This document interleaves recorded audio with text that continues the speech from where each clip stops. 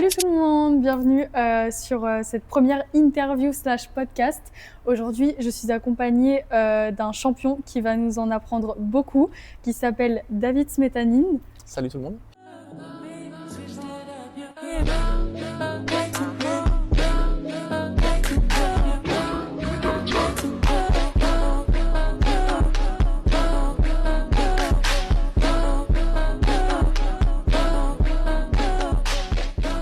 Je suis ravie que tu sois ici avec nous et j'ai été invitée à l'occasion d'un événement bien particulier que je vais te laisser l'honneur de le présenter, tout simplement. Il s'agit du Giant Open 2025, une compétition qui est la première après les Jeux Olympiques et Paralympiques de Paris 2024, dans ce beau centre aquatique qui est l'héritage de Paris 2024, le centre où se sont déroulées les épreuves de natation artistique, de water polo et de plongeon, mais qui a aussi un bassin de 50 mètres, donc on en a fait une configuration course pour remettre des compétitions de natation course, à l'image de ce qu'on a pu voir à l'Arena La Défense pendant les Jeux. Et puis, parce que nous aurons la chance d'accueillir l'année prochaine, en 2026, la première quinzaine d'août, les championnats d'Europe, quasiment 30 ans après la dernière édition en France, 1988. Il était temps. Ouais, ça fait même plus de 30 ans finalement. Ouais. Une nouvelle fois, une belle édition dans un équipement sportif aquatique qui est vraiment superbe. Voilà. Donc, on va retracer un petit peu ton parcours sportif, ta vie personnelle et puis les enseignements qu'on peut en tirer, parce que finalement c'est ça qui est très enrichissant et que j'ai envie de transmettre aussi à travers l'écran avec des personnalités qui peuvent toujours nous aider à nous surpasser finalement. Donc je voulais te poser la question suivante. Pour toi, quel a été le souvenir de ta carrière qui a été le plus marquant ? Après, si tu en as plusieurs, libre à toi de... Sur une longue carrière comme celle que j'ai pu avoir, la chance d'avoir, mais j'ai aussi travaillé beaucoup pour ça. 6 Jeux, ça représente 24 ans de carrière internationale. C'est beaucoup. Voilà, on a forcément de nombreux souvenirs.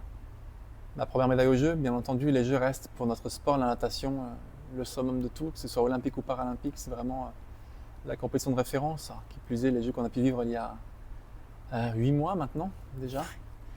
Chez nous en France, à Paris, pour 2024. Mais ma première médaille aux Jeux, bien sûr, mon premier titre, ma première équipe de France. J'ai rêvé de porter ce survêtement bleu-blanc-rouge depuis tellement longtemps que, voilà, de me dire que je portais ce même survêtement que je voyais à la télévision plus jeune. Oui, c'est un accomplissement. Qui me faisait rêver et puis qui m'avait vraiment aussi motivé. Et, le rêve d'un gamin, certains veulent aller sur la Lune, moi c'était des champions olympiques. Et c'est vrai que oui, la première médaille d'or a été vraiment un moment particulier. La Marseillaise, c'est comme on dit souvent la cerise sur le gâteau. Mais tous les Jeux ont été à part entière une histoire, à part entière, une histoire particulière. Les premiers sont toujours un peu le jeu de la découverte, on est un peu spectateur, on a le sentiment d'être un petit peu moins bon que les autres. Bon, pas être pessimiste du tout, bien au contraire, puisque je décroche quand même une très belle médaille ce jour-là, enfin à cette édition-là. Après avoir été 2 fois 4e malheureusement, mais je revenais de mes premiers Jeux médaillés et ça c'était pas rien. Mais bien sûr qu'on a un peu un sentiment d'infériorité parce qu'on est un petit peu le dernier qui arrive en équipe de France, parce que c'est la première très grande compétition internationale pour nous. Même si j'avais été qualifié au Championnat du monde avant, les Jeux restent les Jeux vraiment. Et puis 2008 Pékin, un parcours incroyable avec 4 médailles, dont 2 en or, un titre le premier jour, première médaille française sur le 100 mètres nage libre. Et la première fois que tu allais à Pékin aussi, peut-être. Et la première fois que j'allais à Pékin dans ces bassins particuliers, le Water Cube, qui a été l'endroit où Michael Phelps a battu 7 records du monde, ou 6 records du monde je crois. Mais en tout cas ramené 8 médailles, 6 individuels et 2 relais. Et c'est motivant. Et puis Alain, avec qui on était tout à l'heure, justement pareil, Alain Bernard qui décrochait sa première médaille d'or au jeu, le premier titre de la France sur le 100 mètres, l'épreuve reine, et qui m'a envoyé quelques semaines avant un texto pour me dire David, voilà, on a mis le feu à la piscine, maintenant il n'y a plus qu'à, quoi. Elle a l'air de dire à ton tour. C'est vrai que c'était un moment aussi motivant pour moi, de voir que les copains réussissaient quelque chose de bien. C'est sûr, j'avais envie de faire pareil, quoi. Donc ça motive. Voilà, ça motive beaucoup et cette première Marseillaise au jeu était vraiment très très particulière. Toutes les médailles olympiques ou paralympiques sont très très spéciales bien sûr, mais un titre c'est vraiment très spécial. Un accomplissement de beaucoup de travail et avant tout un soulagement. Les gens me demandent souvent ce que ça fait, ce que ça représente. Et quand on touche le haut et qu'on sait qu'on a gagné, c'est avant tout un soulagement. Il y a un moment de bonheur qui est immense après, bien sûr. Mais sur l'instant T, c'est... Sur l'instant, c'est vraiment un moment où on respire, on se dit enfin, quoi. Ça y est, après tant d'efforts. C'est ça. Toutes ces années, tous ces kilomètres. Tout à l'heure, on parlait de journées à 8, 9, 10 km, des fois plus pour les nageurs de demi-fond. Bien sûr, On a croisé Caroline Jouy tout à l'heure qui va nager un beau 400, j'espère. Voilà, ce soir. Caro qui nage 60 km par semaine. Certains nagent plus quand ils font des 10 km. Ce qui est énorme. Oui, c'est vraiment beaucoup. Et Ouais. on avait fait le calcul avec Alain, 40 000 km dans notre carrière, Ah oui. dans le tour de la planète. Ça fait beaucoup, beaucoup de bornes. Et Et quand c'est ça arrive et qu'on a ce c'est une premier belle titre, image. on est vraiment, ouais, c'est symbolique. Voilà, Ouais. c'est le tour de la Terre, quoi. C'est ça. Mais quand on arrive sur cette première boîte avec une médaille d'or autour du cou, ouais, c'est très particulier. Et d'ailleurs, à travers toutes ces choses qu'on vient d'énoncer, il y a quand même quelque chose on en parlait tout à l'heure, qui est vraiment, vraiment important, surtout dans le suivi de ce sport, c'est éventuellement un mentor ou un entraîneur. Donc, est-ce que toi, il y a quelqu'un dans ta carrière qui a vraiment pu t'épauler, quelqu'un qui t'a marqué, tu as eu plusieurs changements ou tu as eu une personne qui t'a suivi du début à la fin? Comment tu as vécu ça? C'est une bonne question, une bonne remarque plutôt même, je dirais. On n'accomplit jamais rien tout seul, et Bien même sûr. dans un sport individuel, on est accompagné par des entraîneurs déjà. C'est important. Donc remercier tous nos entraîneurs qui tout au long de ma carrière ont cru en moi et m'ont aidé à arriver à ce niveau-là, bien entendu. Je ne vais pas tous les citer, mais ils se reconnaîtront et c'est un clin d'œil important pour ces gens-là qui sont souvent dans l'ombre, qu'on voit au bord du bassin et qui sont avec leur chrono, Bien sûr. les consignes, qui ont des fois les mots justes pour nous aider à avancer quand on a un peu de doute. Mais Alain était un moment, je pense, décisif aussi parce que c'était quelques jours avant que j'arrive à Pékin à mon tour.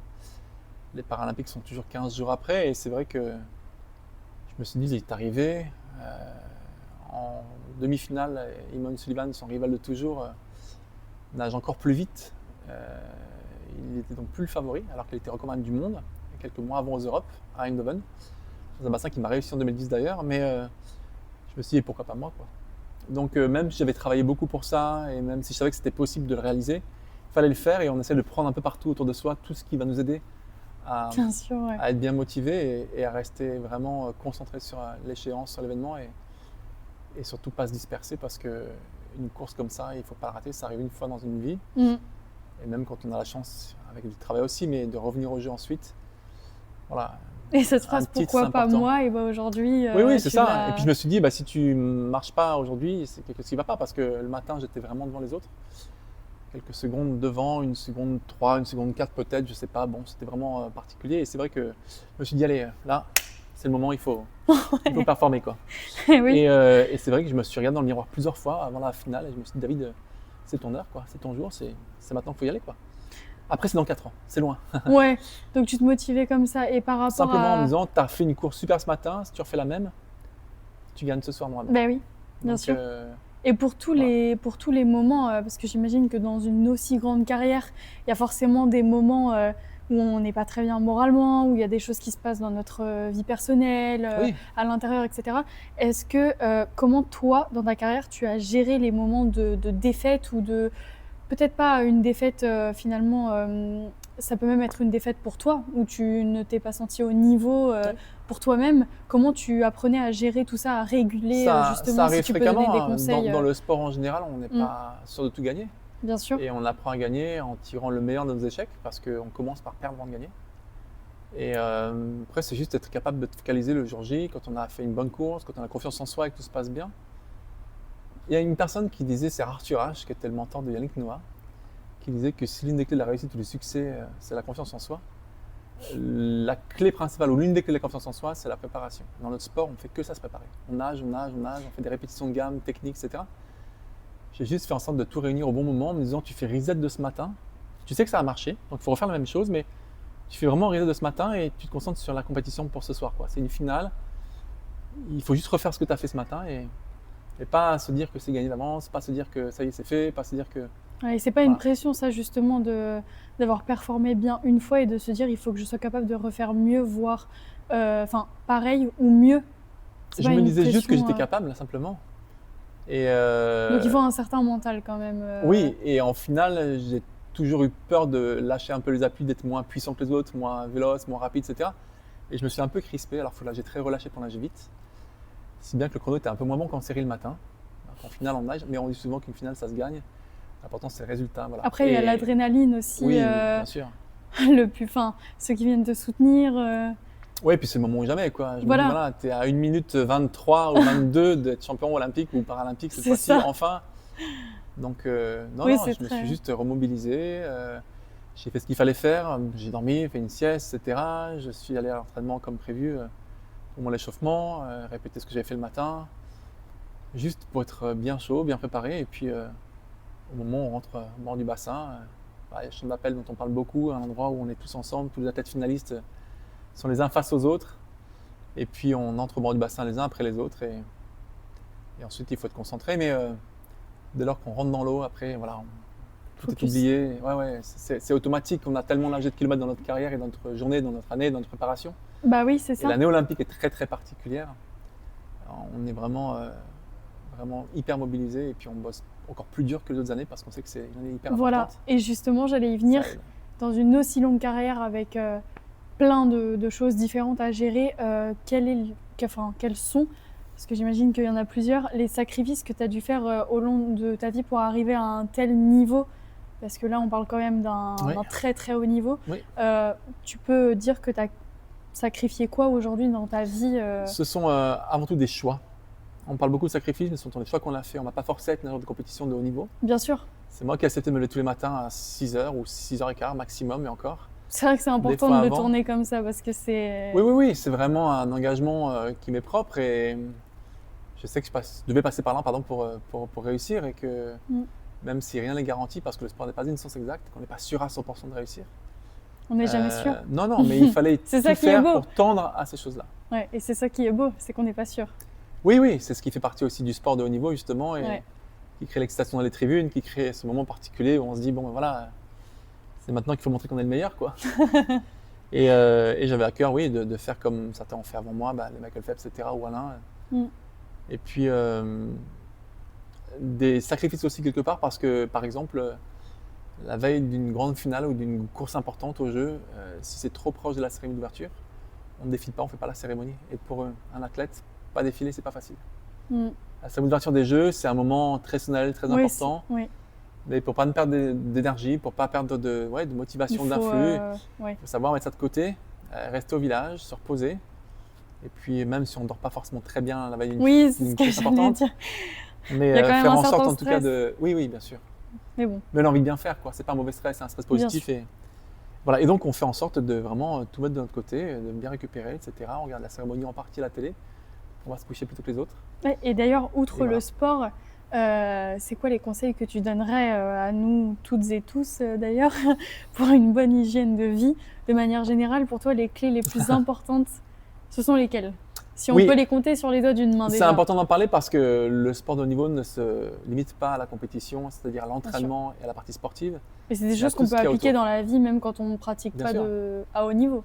Oui, c'est d'avoir un comportement au niveau, c'est une rigueur, accepter de s'entraîner tous les jours, que ce soit dans le sport, dans notre boulot, dans autre chose, peu Bien importe. sûr, bien sûr. Tout ce qu'on va faire en le répétant correctement, on va être familiarisé avec l'environnement, avec l'élément, avec notre activité. On va forcément mieux réussir. On va prendre de la confiance en soi, on va prendre de la certitude. Pas trop non plus. C'est pas bon. Toujours, oui. Oui, rester modeste aussi, sûr, humble et faire en sorte que ces choses-là nous poussent à être meilleurs que les autres. Mais de la rigueur, l'environnement est aussi important, de l'appréhender, donc découvrir l'environnement. En compétition, on aime bien venir un petit peu avant en stage sur place. Au jeu, on vient toujours un jour par heure de décalage. Dans la Chine, c'était 7 ou 8 heures de décalage horaire. On est venu une semaine à l'avance, 8 jours. Pour bon, être bien capable de bien récupérer et d'être en forme. Mais après, c'est simplement le fait de se dire qu'on a fait tout le boulot toute l'année et qu'il n'y a pas de raison que ça ne se passe pas bien, quoi. Mais rigueur, entraînement et aussi bien entendu la partie qui va autour, c'est l'environnement dans lequel on est, c'est-à-dire la nutrition et puis la partie récupération, sommeil, etc. L'environnement sportif, c'est de bien récupérer après l'entraînement, c'est de bien dormir et c'est aussi de bien manger pour avoir le carburant dont on a besoin pour performer. De toute façon, il n'y a pas de secret, l'alimentation et le sommeil, je pense que c'est pareil. Bien boire aussi. C'est pareil pour tout le monde. L'hydratation est très importante. On sait qu'à Pékin en 2008, même quand on ne fait pas de sport, les amis. Il faisait très chaud, oui, c'est vrai. C'est très important. Pour les tissus, pour la peau. Bien sûr. On voit beaucoup de filles ou les femmes qui sont sur les réseaux et qui font pas mal de sujets sur les beauty routines, etc. Je ne me sens pas du tout visée. Ou les soins qu'on peut faire, mais c'est très bien. Je dis juste qu'il faut réaliser que la première hydratation, c'est celle qu'il y a dans le corps. Il n'y a pas de secret, c'est l'eau.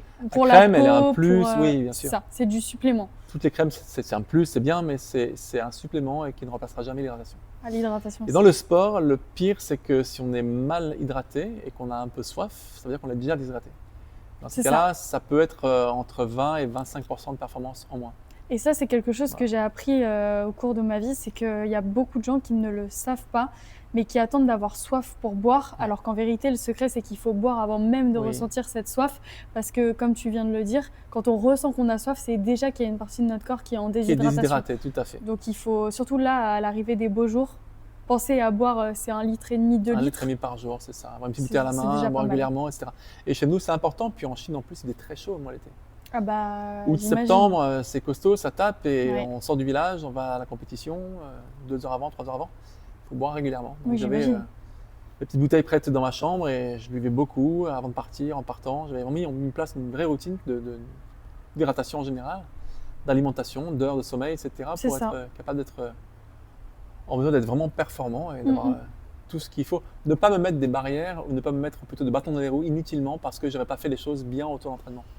Ne pas gâcher une saison de travail incroyable, des années de travail, de choix, mais de sacrifice aussi, pour un problème d'hydratation, pour un Pour problème quelque chose voilà, de futile qui se gère c'est finalement. ça, Et exactement. Donc c'est très très important et oui, le sommeil, bien sûr, bah oui, les siestes, un temps de la récupération capacité de pour nous le récupérer, corps. bien sûr, et la partie alimentation, etc. Mm. D'autant plus qu'au village, on peut manger toutes les cuisines du monde. Donc chacun peut trouver son petit bonheur.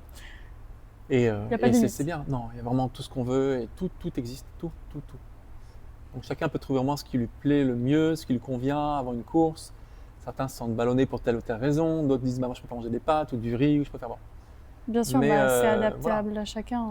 on est accompagné, on est entouré aussi et une fois que tout est réuni, ben, on gagne confiance en soi et on se dit que finalement tout est fait pour que ça marche bien.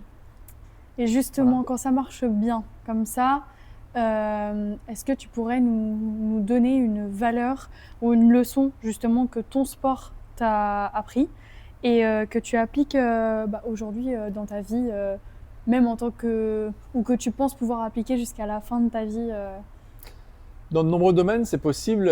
C'est un petit tips qu'on m'a donné en Angleterre. Un entraîneur qui me disait qu'est-ce que j'ai fait aujourd'hui pour être meilleur demain. C'est pas forcément un truc énorme, c'est juste un détail parfois. Un truc en plus, mieux fait, mieux géré par exemple, Mhm. qui fait qu'on est en meilleure forme ou qu'on a corrigé certaines petites fautes, des petits défauts, etc. Ça peut être l'hydratation, ça peut être l'entraînement, ça peut être le sommeil, ça peut être un peu plus de muscu, ça peut être plein de choses, des choses qui font qu'on est mieux. Quand on a le sentiment de faire une bonne série à l'entraînement, qu'on fait ça tous les jours, qu'on a une bonne semaine, moi j'ai tendance à me dire c'est une semaine de fête, de bien faite. Et j'ai pris chaque semaine en fait, les unes C'est après pas les mal autres, ça. 52 semaines comme ça. Alors c'est difficile de voir loin parce que on a l'impression que c'est très très loin du coup, on décompose tout. Mais ça permet de pouvoir réussir quelque chose qu'on va valoriser tout de suite. Une séance d'entraînement, on peut le voir dès le soir. Tiens, je fais une bonne séance là, ça c'est cool. Les chronos sont bons, ça se passe bien. Bon. Et puis ça aide pour motiver aussi le spécimen pour la suite, quoi. Ouais, bah oui, c'est important quand même. On fait un sport à répétition qui est difficile, qui n'est pas toujours très ludique. Voir les carreaux en permanence toute la journée, c'est pas toujours très drôle. Et de se dire qu'on a fait une bonne semaine, ben, c'est une semaine de mieux, de fait, et une semaine de moins Faut dans le calendrier. être dans la gratitude. C'est ça. Et une semaine de Et moins dans le calendrier par rapport à l'échéance que l'on a ciblée. Parce que comme je disais tout à l'heure, on ne peut pas être prêt toute notre carrière à toutes les compétitions, quoi. Bah bien sûr. Dans notre carrière, on apprend à gérer des moments qui sont importants, on apprend à gérer la compétition de référence qui nous intéresse et à sacrifier d'autres épreuves parfois, de façon à être prêt le jour J pour les épreuves qui sont les plus importantes. Et bien sûr que les jeux restent le point le plus important pour nous et là on veut être prêt et en super forme, donc on fait tout pour ça. Et justement, pour terminer sur. Et ça c'est valable, ça c'est valable tous les jours pour tout. Bah oui, Dans le travail, dans la vie c'est ça. personnelle, Ça s'applique vraiment. faire quelque chose de hors, mieux, qu'est-ce que je fais de mieux aujourd'hui, un petit truc, un détail. C'est pour ça que je demandais parce que Voilà. ça peut vraiment parler à tout le monde. C'est pas propre à une carrière sportive. Et à tous les ou, âges. Et voilà, exactement.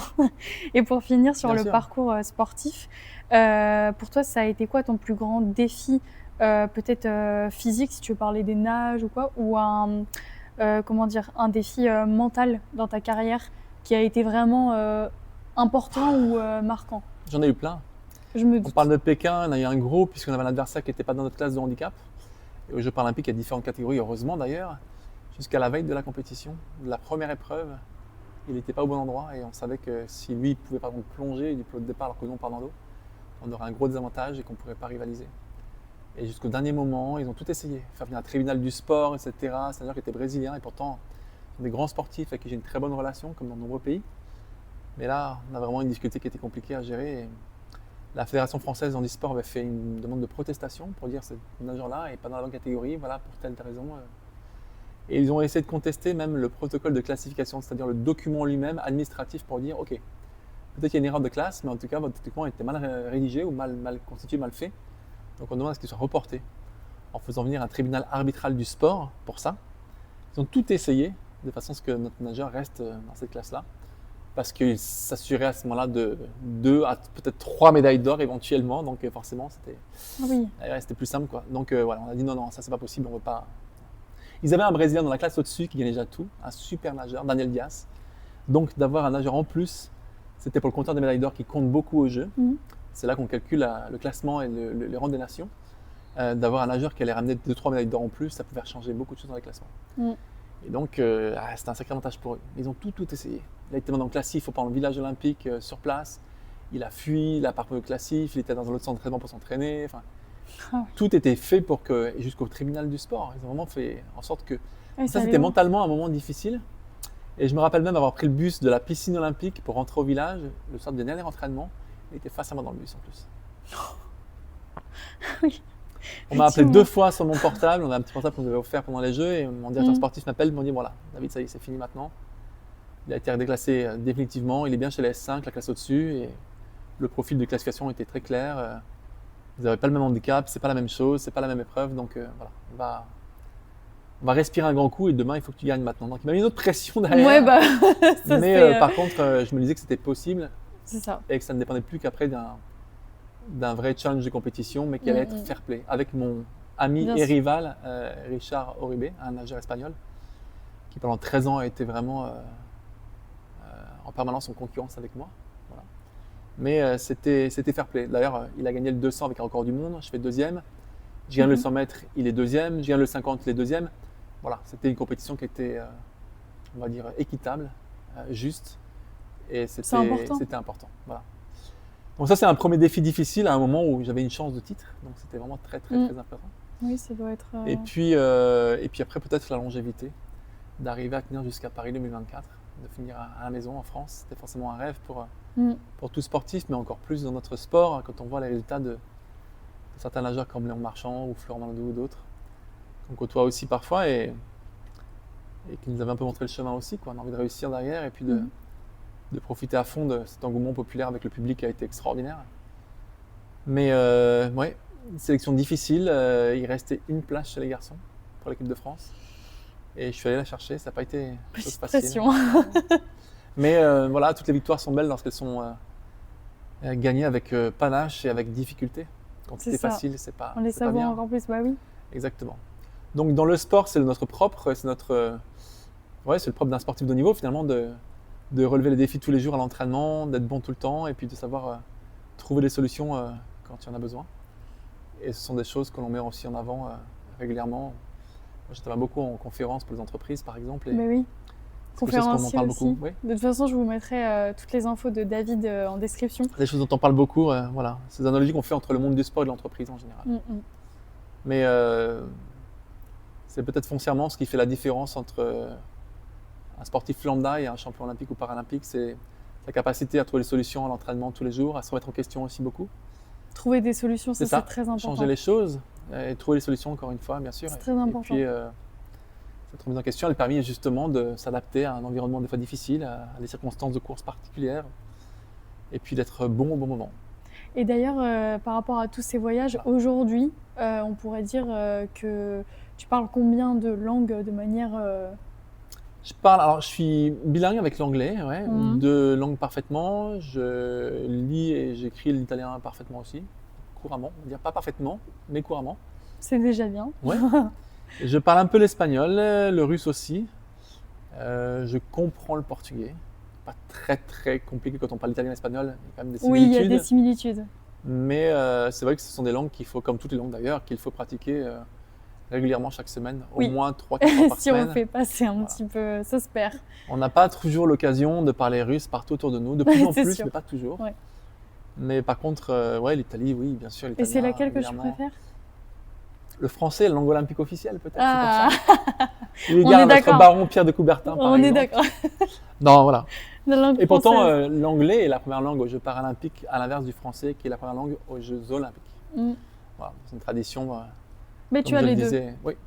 Voilà. Ce qui sert aussi beaucoup dans notre carrière, parce que la chance qu'on a dans ce monde particulier du sport de haut niveau, c'est finalement qu'on rencontre le monde entier. C'est ça. Et ça, c'est une richesse qui est extraordinaire. Voilà. Mm. Donc, conseil, ouvrez-vous vers les autres. Soyez reconnaissants de rencontrer du monde. Soyez pas chétifs ou craintifs à l'idée de rencontrer les gens d'un autre pays, etc. Au contraire, Oui, il faut savoir des ça. gens qui ont envie de très bien s'intégrer et puis surtout qui nous enrichissent aussi beaucoup par Bien leur sûr. expérience, leur culture, etc.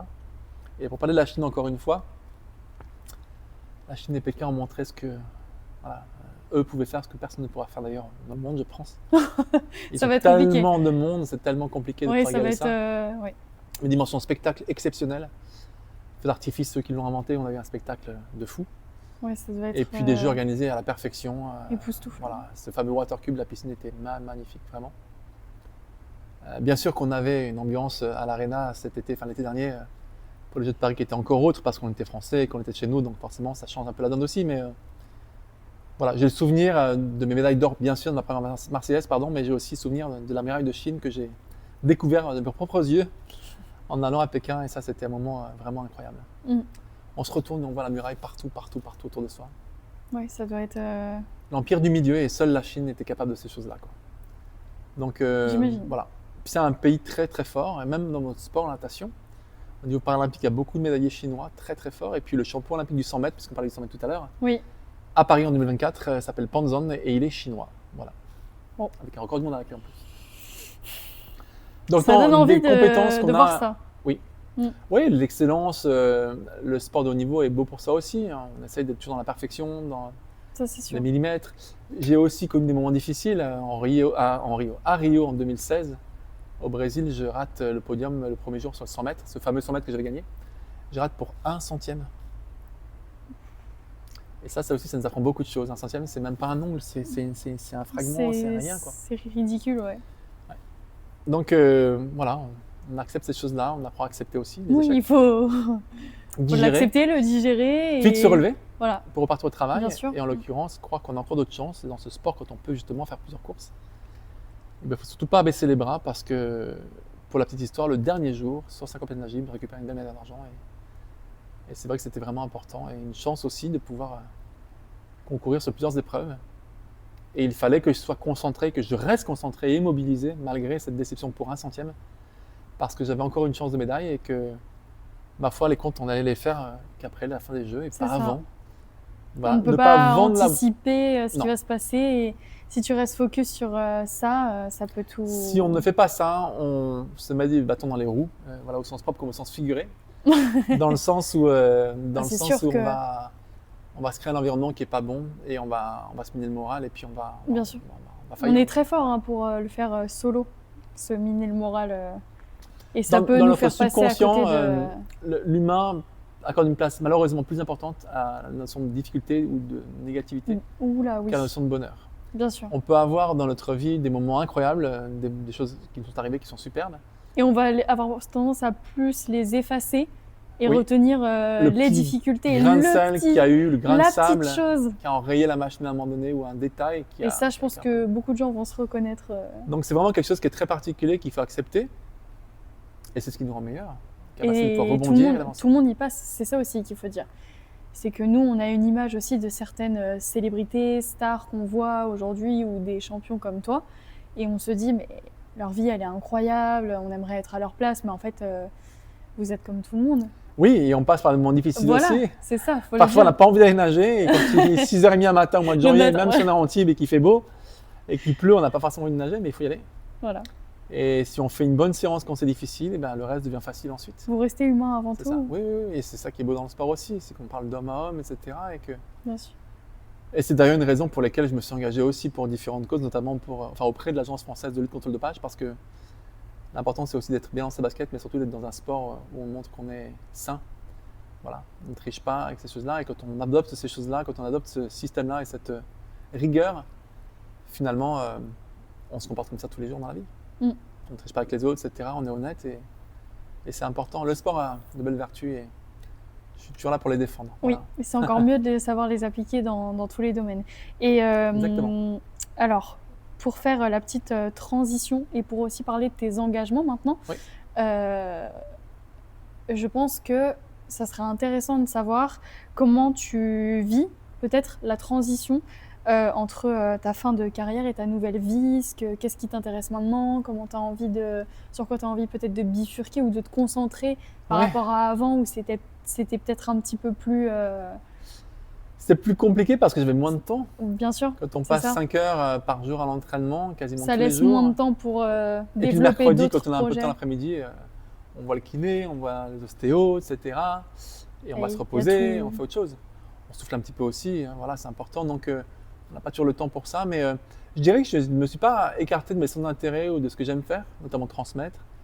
Et l'objet de ma société de conférence, c'est ça aussi.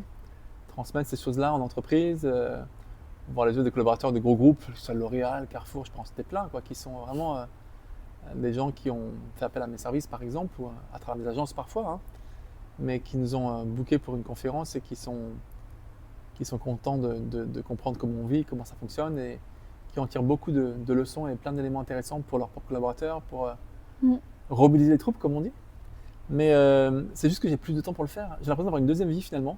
Oui, bah, c'est ça. Être tous les jours debout à 6h30 parce qu'on a un petit déjeuner et qu'il faut être au bord du bassin à 7h30 ou même des fois à 6h30. Et qu'on retourne à l'entraînement l'après-midi, donc on rentre, on déjeune, on dort, on se fait de la sieste et on repart à l'entraînement. Mm. Et on rentre, on va dîner et après on va se coucher. Bah oui, c'est très... Et c'est comme ça tous les jours. Donc j'ai vraiment l'impression d'avoir, ou le sentiment d'avoir une deuxième vie et l'impression qu'on a un temps qui est limité. Alors les journées ne font que 24 heures, ça n'a pas changé ça non plus. Ah bah non, ça Mais par contre, ça ne changera jamais. non, mais par contre c'est vrai que ça me permet de pouvoir m'engager encore plus dans d'autres choses parce que le temps que je passe à l'entraînement, eh ben, je le passe en conférence, à rencontrer des personnes, des prospects aussi pour des futures entreprises, etc. Ou à créer des formats d'intervention. Ou... Et ça, c'est un autre enrichissement personnel, mais ça doit être vachement intéressant quand même de passer ce cap. C'est valoriser 24 ans de carrière internationale à travers des mots, à travers des partages ou du partage. Et c'est ça qui est chouette, quoi. Le sport même aussi, hein, il est beau quand on le partage à plusieurs.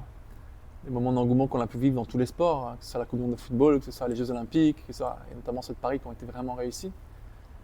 C'est parce qu'on le partage avec notre public, avec nos Français, avec nos familles, avec nos proches. Les gens qu'on a pu faire venir à des endroits qui sont incroyables et avec qui on a vécu des moments incroyables. Et ces moments-là, ils valent tout ce qu'on a fait à l'entraînement, ils n'ont pas de prix, quoi. C'est ça. Donc, oui, j'ai juste l'impression d'avoir vraiment, c'est pas qu'une impression, j'ai plus de temps. Donc, ça me laisse la liberté de faire plusieurs choses. Et notamment de venir là, comme depuis vendredi, en pleine semaine, au Giant Open, par exemple. Et Mardi, de faire j'ai une interview. Par exemple, voilà, aujourd'hui. Mardi, j'ai un tournage de centre aquatique ici. On va fêter les 10 ans de la métropole du Grand Paris. Et on va tourner une petite séquence avec une boîte de prod. Bon, des choses que je n'ai jamais fait avant parce qu'on était à l'entraînement et que c'était ce qui primait avant tout et que c'était le plus important avant tout. Dans notre sport, quand on s'arrête 2 jours ou 3 jours dans une semaine, il faut une semaine pour s'en remettre, pour être à niveau, quoi. Une semaine? Ouais, une semaine. Et si on s'arrête pendant les vacances d'été, par exemple 15 jours ou 3 semaines, derrière, il faut un gros mois pour revenir à un bon niveau, quoi. Ah ça par contre, on perd très très vite les appuis. Ouais. Ah oui. Ouais. Oui, c'est pas comme un vélo, quoi. Non. On se remet pas dessus en selle et hop, ça revient. Non. Ah oui, je Non, pensais pas que c'était si... On travaille beaucoup cette sensation dans l'eau quand on prend l'eau avec les mains, les godilles, etc. Voilà, c'est sport aquatique. Compliqué. Donc ça nous demande beaucoup de travail, beaucoup d'engagement et voilà, j'ai vraiment ce sentiment d'avoir une deuxième vie, de pouvoir faire plein de choses différentes que je n'ai pas forcément pu faire pendant ma carrière. Et justement, par rapport aux engagements, est-ce Oui. que tu travailles aujourd'hui avec des institutions, des associations ou des Oui, fédérations les deux. Voilà. Et Bah, si aujourd'hui, tu peux nous en parler plus en détail. Oui, bien sûr. Parce que Aujourd'hui, c'est vraiment cette une journée, partie ça a été intéressante, quand même. la Fédération française de natation pour cette rencontre, par Voilà. exemple. Avec les enfants. Et les enfants qui viennent de l'association AJP, les enfants qui sont placés sous tutelle, voilà, c'est des enfants qui sont sous protection de l'enfance par un juge. Oui. Et qu'on a fait venir à Paris aujourd'hui pour ce Giant Open avec les rencontres des champions olympiques comme Alain, comme moi. Ils sont très heureux. Ils sont super contents, on est ravis Oui. de leur gentillesse et de les voir sourire comme ça et qu'ils passent une belle journée. On est en plus en face du Stade de France, et ils sont allés voir le Stade de France, un endroit un peu mythique pour le sport aussi. Voilà. Et puis, c'est un engagement de fond pour rendre au sport ce qu'il m'a apporté aussi. Ça veut dire un engagement auprès du comité olympique français. J'ai été fait membre de la commission des athlètes du comité national olympique sportif français depuis 2008. Après avoir été élu au sein de la commission des athlètes du comité international paralympique, donc l'IPC, qui est l'équivalent du CIO, le comité international olympique. Voilà, on a créé une commission paralympique, j'en suis membre aussi, la commission probablement des Paralympiens français, on va l'appeler comme ça, pour se diversifier un peu ou se différencier de la CAN du CNOSF, donc de la commission des athlètes de haut niveau du comité national olympique sportif français. Et j'en parlais tout à l'heure, un sujet qui me tient vraiment à cœur, c'est la lutte contre le dopage, un sport propre. D'abord parce que c'est dangereux pour la santé de se doper, et en même temps parce que tricher, c'est pas bien. Voilà. Et Dieu sait que dans beaucoup de sports, oui, malheureusement, ça arrive. Beaucoup de soucis dans un sport comme le rugby, le vélo, des sports ou même qui ont de belles valeurs, maintenant la musculation, même pas à haut niveau, mais ceux qui vont à la salle et qui se dopent juste pour avoir plus grosse musculature, c'est très dangereux. Ça peut. En fonction de ce qu'on prend, ce qu'on mange, et il faut être vigilant. J'ai eu la chance d'être suivi par un super diététicien, Romain Giroud, un ancien joueur de football qui est le frère d'Olivier. Et qui a vraiment été opticien avec moi pour que même un peu plus âgé, on arrive à faire de nouveau un corps hyper athlétique et que ce soit performant pour Paris par exemple, ou même d'autres compétitions avant, mais c'est important. Donc oui, c'est des choses qu'on veut enseigner aussi, et donc notre rôle en tant qu'athlète expérimenté, c'est de le transmettre. D'où mon engagement au sein de ce comité des sportifs de l'AFLD. Alors AFLD pour Agence française de lutte contre le dopage. C'est hyper important. Voilà, comité paralympique international, comité national olympique sportif français, on en a parlé, commission des athlètes. Et puis, commission des athlètes du comité paralympique sportif français aussi. Nos sujets sont les mêmes. On a une même équipe de France, olympique et paralympique. Et voilà comment gérer un double projet entre les études et notre carrière sportive, entre un emploi et notre carrière sportive. Quand on passe 26 heures par semaine à l'entraînement, il faut trouver le temps pour ça. Voilà. C'est sûr. Donc, ça a été un engagement depuis 15 ans, plus de 15 ans maintenant. dont je suis très fier aussi et qui apporte une certaine reconnaissance en même temps, donc c'est très très agréable. Voilà. Il faut toujours penser qu'on a un petit peu une phrase que je sors un peu toute faite mais qui est pour moi importante et qu'on n'entend pas assez je pense, notamment chez nous. On a un beau pays mais il ne faut pas oublier qu'on n'a pas que des droits, on a aussi des devoirs en général. Voilà. On en avait parlé. C'est important de transmettre ces choses-là, de dire aux gens que s'ils ont des droits, l'État nous protège, on a le droit à la sécurité sociale, on a le droit aux soins gratuits, on aura plein de choses en France, à l'éducation gratuite. Alors oui, les écoles de commerce qui coûtent cher, je sais ce que c'est, j'en ai fait partie aussi, mais on a le droit à la scolarité gratuite dès l'école, c'est important et donc on a aussi des devoirs, en termes de responsabilité, de comportement aussi. Et en tant qu'athlète de très haut niveau, oui, porter du bleu rouge, c'est très chouette, on est fiers de ça, mais on a une responsabilité qui nous incombe aussi quand on porte il faut savoir le drapeau français, être à la hauteur de ce qu'on porte finalement. On signe une charte déontologique en tant qu'athlète de haut niveau. Comme un avocat qui pourrait porter serment, voilà, c'est tout un chemin. Et on ne prête pas serment officiellement, sauf pour le serment olympique ou paralympique. Mais il y a des athlètes qui viennent prêter serment avec le serment olympique et paralympique. Par contre, on s'engage à être respectueux d'une éthique en tant que sportif parce qu'on porte aussi les valeurs d'un pays qu'on représente fièrement, dignement. Donc c'est quelque chose qui est vraiment important. Et voilà. Donc oui, vous voyez de belles choses à la télévision, mais derrière, il y a beaucoup de travail, beaucoup d'engagement aussi, de très nombreux engagements et ils sont importants et on y tient. Et pour terminer sur justement ces engagements, est-ce que tu as de nouveaux projets ou défis à venir qui sont peut-être au travers du sport ou en dehors aussi? J'aimerais bien, comme je l'ai fait à Caen en 2018, j'ai eu la chance de faire une présentation dans un zénith. C'était le discours de clôture d'une assurance, la Maïf, que je peux citer, qui me soutenait à l'époque. 2500 personnes. Et c'est vrai que, alors à l'image de DJ Snake en face au Stade de France ce soir. Oui, il y a le concert juste à côté ce soir. Non, pas 80 000 personnes, mais être en mesure de pouvoir faire une conférence pour peut-être 5 ou 10 000, 15 000 personnes, 20 000 personnes, ça me plairait assez, j'avoue. Voilà. C'est un beau défi. Ouais. Il faut... Exactement. Et sur le plan sportif, alors si j'ai mis un terme à ma carrière après Paris, parce que c'était pour moi une occasion de le faire au bon endroit, en France, à la maison, au bon moment, et puis avec les bonnes personnes aussi. j'avoue que j'aspire beaucoup à ce rôle de chef de mission pour Los Angeles 2028, être le chef de mission pour la délégation paralympique. C'est pas quelque chose que l'on choisit, on nous le propose, comme le porte-drapeau par exemple. Bon, j'ai été proposé plusieurs fois d'ailleurs à ce sujet-là, une belle fierté, même si je ne l'ai pas forcément porté tout le temps, mais c'est quelque chose de particulier. Et d'être chef de mission, c'est un peu ce capitaine, ce grand frère quelque part qui a une certaine expérience des Jeux, 6 pour le coup, et qui peut aider notre délégation à mieux vivre les Jeux, notamment à Los Angeles, aux États-Unis, dans un grand pays, un immense État, et où tout sera plus compliqué que chez nous à Paris. Voilà, d'abord la langue, la barrière de la langue pour certains, Bah oui. voilà, les déplacements, plein de choses qui peuvent être difficiles à un moment donné, où on a besoin d'être vraiment serein, concentré. Donc, et puis une reconnaissance aussi du monde sportif en général. Donc, sur le plan sportif, oui, pourquoi pas être chef de mission si on me fait cet honneur-là, bien sûr. Bon, on te le D'emmener souhaite, en tout cas. la France à Los Angeles. Maintenant, plus sur la vie personnelle et l'équilibre. Oui. Est-ce que tu peux nous dévoiler un petit peu une journée type que tu as ou peut-être, bon, je me doute que toutes Oui. tes journées ne se ressemblent pas comme avant. Certainement, Ah, tu aujourd'hui, non. choisis. Pas Voilà. aujourd'hui. Mais peut-être celles que tu préfères ou des choses auxquelles tu ne déroges pas, en tout cas. J'essaye, coûte que coûte. Alors déjà, en carrière, il y avait la règle fondamentale d'être à l'entraînement tous les jours, 2 fois par jour. Donc ça nous laisse peu de place pour autre chose. Oui. Et on n'a pas le choix. C'est difficile de faire autrement. Si on veut réussir, il faut aller s'entraîner. Même quand on n'a pas envie, il faut y aller. Bien C'est comme sûr. ça. Mais j'ai toujours pris plaisir à faire ce que je faisais et en mesurant aussi que c'était une chance. Donc voilà. Et puis pour réussir, il faut s'entraîner. Voilà, c'est Il n'y a pas de secret, hein. Non, et puis ce qu'on fait que les autres ne font pas, c'est toujours un peu plus de poids dans la bonne balance pour faire penser la balance de notre côté au moment où on en a besoin, quoi. Et notamment Bien lors d'une sûr. finale olympique ou paralympique. C'est là qu'on se dit, j'ai nagé plus que les autres, j'ai fait plus que les autres, ça va bien se passer ce soir, quoi.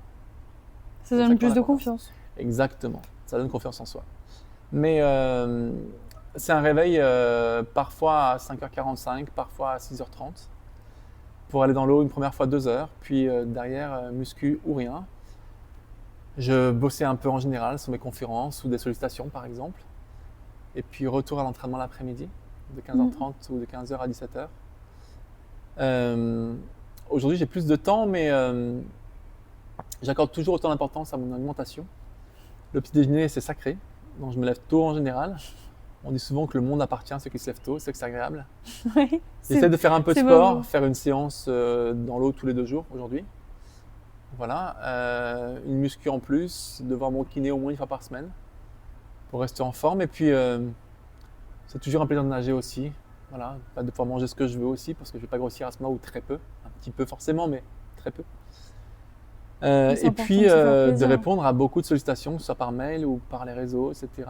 Ou sur mon site internet aussi, pour des entreprises qui sont sollicitées ou qui m'ont sollicité plutôt, ou qui sont désireuses de me faire intervenir sur la confiance en soi, sur la résilience, sur mon parcours, comme un témoignage de vie par exemple. Donc c'est toujours un mélange de travail à l'entraînement et puis de boulot pour ma société par exemple.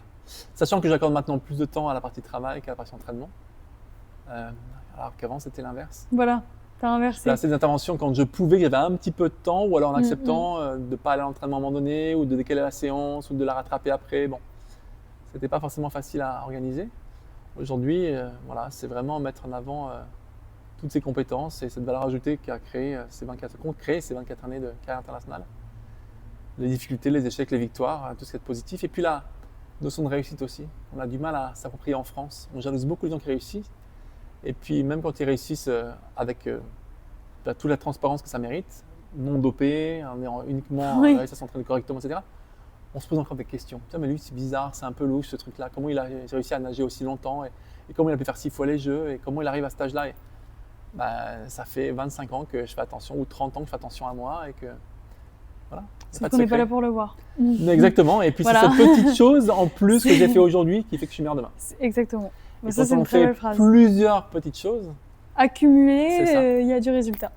Et en Exactement. dehors du sport, est-ce qu'il y a quelque chose que tu aimes particulièrement faire? Tu parlais de cuisine, est-ce que c'est la cuisine? Est-ce que oui, tu peins? c'est Est-ce que plus tu aimes bien un hobby lire? qu'autre chose. Hmm. Parce qu'on a bien mangé, que c'est quelque chose qui me passionne aussi. Je suis admiratif des grands cuisiniers, qui ont l'habilité à faire les choses, à trouver les bons assaisonnements, etc., les temps de cuisson, les techniciens incroyables, finalement. Et puis j'aime bien manger. Mais au-delà de ça, non. Au-delà de ça, j'ai créé une association qui porte mon nom et j'ai une fondation aussi au Cameroun qui porte mon nom. De faire en sorte de faire bénéficier aux gens qui n'ont pas eu la chance que j'ai eue de choses qui peuvent leur permettre de pouvoir croire en espoir d'une vie un peu meilleure ou d'un avenir un peu plus positif qu'ils ne l'ont aujourd'hui. Mm. Voilà. Répandre le bien autour de moi, c'est pas mal comme idée, quoi. Mm. Essayez C'est en tout cas pas- de le faire, Mm. d'une façon ou d'une autre. Et quand on voit ces enfants-là qui sont aujourd'hui avec nous et qui sont tellement contents, on dit qu'en tout cas notre journée elle est réussie et ça c'est une bonne chose. Bah voilà, parce que la question d'après rejoint un peu ce qui vient d'être dit, c'est qu'est-ce qui te motive finalement à te lever tous les matins? Ouais, je pense qu'aujourd'hui c'est un petit peu tout ça.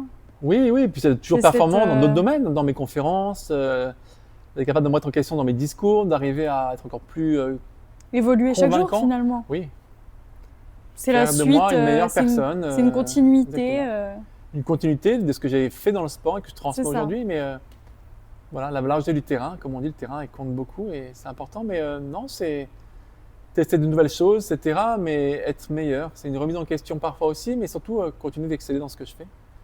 Parce que c'est plutôt plaisant de continuer à transmettre dans différentes entreprises.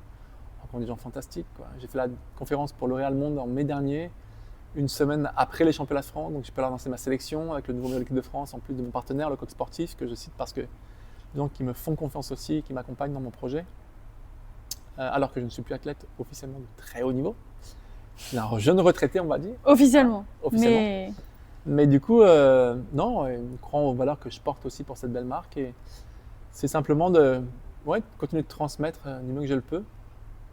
Et puis de profiter aussi de la vie un peu plus, quoi. Bah Voilà, oui. tout simplement. C'est important. Mais Exactement. justement, sur la vie personnelle et l'équilibre, pour terminer avec ce chapitre, est-ce que pour toi, il a été difficile dans ta carrière de te détacher justement de cette image d'athlète au détriment de ta vie personnelle? Comment on se situe quand on a comme ça une image, une représentation? Est-ce que c'est plutôt difficile? La notoriété, c'est quelque chose d'appréciable tant qu'elle n'est pas excessive. Je ne suis pas à l'image d'un Kylian Mbappé qui ne peut pas sortir prendre son pain dans la rue parce que c'est impossible. Il va être Non. assailli toutes les 10 secondes et c'est invivable. J'en suis pas là. Et quand les gens viennent me voir parce qu'ils m'ont reconnu en tant que sportif, etc., c'est plutôt plaisant. Mais ça demande de faire des choix et des consécrations aussi pour On ne peut réussir. pas avoir l'un sans l'autre Non. dans ce genre de carrière. Non, non, non. Forcément que ça arrive et après, je pense que ça peut être aussi source de motivation. Il y a un impact positif, bien sûr, mais c'est surtout de se dire que c'est quelque chose qu'on a mérité par notre travail. Mais Tout à ouais, d'arriver à concilier les choses. Ça n'a pas été facile toujours pour tout le monde et pour notre entourage aussi quand on est avec quelqu'un ou quand on rencontre du monde. Oui, quand on C'est veut rester un difficile. peu au calme, si on Et se oui, fait, parce qu'on a l'entraînement tous les jours, parce que le week-end on est en compétition et qu'on a l'impression qu'on fait que ça. donc et qu'on les ne voit moments où pas on veut profiter, on veut que ça C'est ça. soit... un peu les Ouais. moments privilégiés, on est un peu dans notre cocon, etc. Donc beaucoup de sacrifices, mais pour des moments qui sont très plaisants et dont je profite aujourd'hui encore plus quelque part. À travers les demandes, les sollicitations, etc., les événements. Tout à l'heure, Oui, je là, vais il y a remettre plus de quelques- place à ça, peut-être Oui, aussi. oui, bien sûr, parce que j'ai Mm. plus de temps. C'est ça. Tout à l'heure, je vais remettre quelques médailles. La fédération m'a sollicité pour ça et c'est chouette aussi. C'est Ouais, une c'est ça. reconnaissance dans mon domaine. Ça va être beau à voir. Ouais, ça va être sympa. Et puis de le faire chez soi en France pour des nageurs que je connais aussi, c'est un joli clin d'œil, quoi. Donc c'est très, C'est le très, cas très de le chouette. dire. Ouais, vraiment. C'est vraiment un bon moment. Et puis c'est les choses qu'on a méritées avec toutes les petites graines qu'on a semées. Donc c'est aussi, voilà, sans aucune gêne, sans aucune honte, au contraire, hein, beaucoup de fierté, mais c'est aussi récolter finalement tout ce que j'ai fait pendant 25 ans, quoi. C'est beau. C'est vraiment très, très beau. On a beaucoup travaillé, maintenant il faut en J'ai- profiter un petit peu. Bah oui, tant qu'à faire. Alors je continue de bosser bien sûr, hein, et mes conférences, etc. Et ça passe par beaucoup de travail administratif aussi, répondre à des mails, gérer un site internet, gérer les réseaux, enfin plein de choses. Il faut tout... Et j'ai envie de le maîtriser moi-même, voilà, je suis entouré de personnes aussi qui m'aident à le faire, mais Je te donnerai un petit Mais coup c'est de main important. pour TikTok. avec grand plaisir, on a bien besoin. On m'avait fait faire un pas en avant de ce côté-là, sur ce réseau-là, juste parce qu'on avait fait une pub avec l'APF Mm. qui s'appelle Impossible pour valoriser le handicap différemment. C'est vrai que le I et le M sont barrés. Notre slogan c'était, alors Impossible, c'était en 8 lettres, c'est ça, je ne me trompe pas. I-M-P-S, c'est ça. C'est ça. Barrez les 2 premières lettres de votre mot, les 6 autres lettres sont pleines de promesses. Oh, Impossible. I-M barré, voilà. Et puis, c'est vrai que c'est un réseau qui marche bien aussi aujourd'hui. Je n'y suis pas assez présent, à la base d'Instagram ou de LinkedIn, qui est un réseau pro très apprécié aussi. en fait, ils se mais complètent voilà. tous pour des choses différentes, Oui, oui, oui, mais oui. c'est juste que c'est une plateforme, c'est la plateforme la plus téléchargée aujourd'hui. aujourd'hui. Donc c'est vrai que L'occasion de plus de se mettre un petit peu plus, de pouvoir proposer des choses intéressantes et qu'on Après- parle un peu de moi différemment aussi. J'ai une belle photo sur TikTok qui a marché, qui a fait quelques vues, on va dire. Pas beaucoup, mais 20 000. Bon, c'est pas énorme, mais voilà. 20 000, c'est une photo avec Yannick Noah, qui était capitaine de l'équipe de France paralympique de tennis. Ah, Et avant de partir du village pour la cérémonie d'ouverture, on a fait une belle photo dans un beau costume qu'on a eu pour la cérémonie, qui nous a été offert par la maison Berlouti, et payé par le comité paralympique et olympique français. Voilà, on était beaux dans le costume et bah si on on a a fait une l'image, belle on vous photo. la mettra à l'écran. elle est sur mon compte TikTok. Ouais. Bah, Vous pourrez c'est aller ma voir, photo je mettrai tout en de description. profil sur les Champs-Élysées avec ce costume, mais c'est avec Yannick Noah. Elle est, je sais pas, il doit y avoir 6 publications, donc on la trouve facilement, mais elle est sympa et c'est un petit clin d'œil sympa. Mais oui, Bah, à voir. on va faire en sorte de faire progresser un peu ce chose-là aussi et de parler un peu plus de sport et de belles choses sur TikTok également. Voilà. Et en valeur et en transmission, justement, par rapport à ce qu'on venait un petit peu d'évoquer, toi, tu portes quel regard aujourd'hui sur l'évolution vraiment particulièrement du handicap en France sur ces dernières années? Qu'est-ce que tu en penses, toi, J'ai à envie de dire titre même sur personnel? cette dernière année, je crois que les Jeux paralympiques ont profondément changé le regard des gens sur le handicap et c'est très bien. Que ce soit des gens qui ont un handicap visible, voire invisible pour certains. C'est important de prendre conscience aussi de ces choses-là. 80% des handicaps sont invisibles aujourd'hui, donc il faut le savoir, c'est important aussi. Et un autre chiffre qui n'est pas, voilà, sans faire grincer certaines dents, on va dire, ou sans faire couler de l'encre, mais 15% de la population mondiale est en situation de handicap. Une campagne a été faite pendant Tokyo 2020, We the 15, nous sommes 15% de la population mondiale en situation de handicap. C'est énorme. Et le sport et les Jeux paralympiques, ma foi, oui, ils y contribuent beaucoup. Amener un regard positif de performance, de réussite, et qui va au-delà d'un regard d'apitoiement parfois ou de condescendance qu'on peut avoir quelquefois Non, mais aussi. oui. Voilà. On est des champions, on a travaillé autant qu'un athlète olympique et pour réussir, il n'y a pas de secret, c'est le travail encore une fois. Donc, Bah voilà. voilà. Donc le sport y contribue, j'en suis très très fier et c'est une bonne chose, mais d'une manière générale, voilà, sachez que ça peut arriver à tout le monde, que c'est un accident, une maladie ou quoi que ce soit, et qu'il faut au contraire mieux l'accompagner, mieux le comprendre, mieux C'est ça. l'intégrer. En fait, Plutôt tant que qu'on de le n'est pas, repousser. tant qu'on n'y est pas touché, que ce soit nous, enfin de près ou de loin, on va pas forcément y penser. Et le jour où ça nous arrive, où ça touche un proche, Oui. ça C'est illumine normal. et c'est. Alors c'est C'est normal. normal et en même temps, faudrait que ça bouge un peu là-dessus quand même. Oui, que les gens se disent que finalement, il y a de nombreux dispositifs qui sont mis en place pour Voilà. faciliter l'inclusion, etc. et qu'il y a un regard qui soit beaucoup plus positif. Faudrait que On a une ça phrase qu'on bouge aime un bien peu. chez nous, on dit handicapable. Voilà. C'est dans le mot. Mais non, Handicapable. c'est vrai que c'est important. C'est important aussi et oui, les Jeux paralympiques ont contribué à amener un regard différent. Les enfants parlent de Jeux paralympiques, ils connaissent le terme, ils savent ce que c'est que le handicap, ils voient les performances et ils voient des sportifs. Bien sûr. Voilà, donc c'est super, mais non, c'est un sujet qui demande aussi plus d'attention et Mm. si les gens peuvent y contribuer aussi, c'est une très bonne chose. Mais n'oubliez pas ces chiffres, voilà, 15% de la population mondiale, c'est pas rien. Et 80% des gens qui sont en situation de handicap sont des handicaps qui sont dits invisibles. Eh oui. Et si tu pouvais, toi, transmettre aux jeunes générations, justement, ou aux adultes, qu'est-ce que tu aimerais transmettre aujourd'hui par rapport à ton sport ou, En conférence, je parcours dis de souvent vie. que si le trèfle à 4 feuilles est symbolique de chance, le trèfle à 4 feuilles, il faut le chercher. Sinon, vous ne le trouverez jamais. Ce qui est vrai aussi, d'ailleurs, si on veut en chercher un tout de suite. Il faut chercher le On trèfle va à 4 avoir feuilles. du mal à en trouver. Sinon, vous ne le trouverez jamais. Donc, faire cet effort-là, de provoquer un peu la chance aussi. Provoquer sa chance, oui, c'est... Dans mes présentations, j'ai une vidéo, on me voit en course, on voit l'ambiance des jeux, etc. Et lorsque mon palmarès défile en fin de présentation, il y a une musique sympathique de Kaminski d'ailleurs, qui a joué lors de la cérémonie d'ouverture des Jeux paralympiques, pardon, sur la place de la Concorde. C'était super et un artiste que j'aime beaucoup en plus. Mais ouais, il y a vraiment quelque chose de particulier parce que on se rend compte que cette chance-là, il faut un peu la provoquer. Donc le trèfle à 4 feuilles, si vous voulez le trouver, il faut commencer par le chercher. Voilà. Et puis après, simplement se rappeler que s'il n'y a pas de travail, il n'y a pas de résultat, quoi. Les gens talentueux, il y en a, mais tous les grands sportifs, même dans le football qui est très populaire, très médiatisé, les Messi, les Ronaldo, les Mbappé, les Zidane, etc., ont beaucoup plus travaillé que les autres. Bien sûr.